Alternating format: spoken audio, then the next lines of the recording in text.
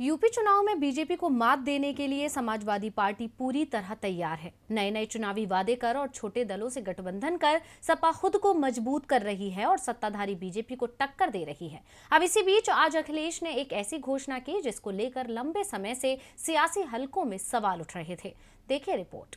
UP की सियासत इस वक्त अपने पूरे उफान पर है। समाजवादी पार्टी सत्ताधारी पार्टी बीजेपी से 5 साल पुरानी हार का हिसाब चुकता करना चाहती है, तो बीजेपी सत्ता बरकरार रखने के लिए दम दिखा रही है।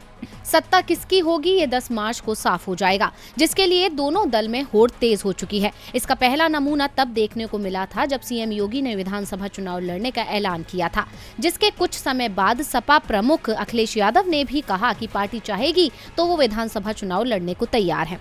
जिसके बाद सवाल उठने लगे थे कि अखिलेश चुनाव कहां से लड़ेंगे। अटकलें थी कि अखिलेश आजमगढ़ से चुनाव लड़ सकते हैं। बता दें कि अखिलेश आजमगढ़ से सांसद हैं। हालांकि अखिलेश ने इस सवाल से अपनी चुप्पी अब तोड़ दी है। सीएम योगी के गोरखपुर सीट से चुनाव लड़ने के ऐलान के बाद आज अखिलेश ने भी अपनी सीट का औपचारिक ऐलान कर दिया है।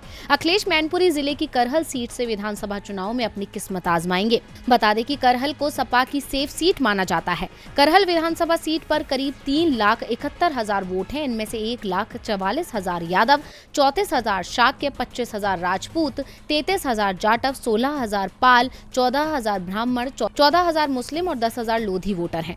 बता दें, अपने इस ऐलान के साथ ही अखिलेश ने कहा कि समाजवादी पार्टी ने पहला संकल्प लिया है कि किसानों को 300 यूनिट बिजली फ्री दी जाएगी और सिंचाई के लिए पानी भी फ्री दिया जाएगा। यूपी में कई आईटी हब बन सकते हैं। लखनऊ को भी आईटी हब बनाया जा सकता है। सरकार बनी तो 2022 में आईटी सेक्टर में 22 लाख नौकरियां देंगे। कामधेनु स्कीम को फिर से चलाया जाएगा। अखिलेश यादव ने बीजेपी पर निशाना साधते हुए कहा कि डबल इंजन की सरकार ने उनके काम पर रोक लगाई है। जिन्होंने विकास रोका उन्हें हटाना है।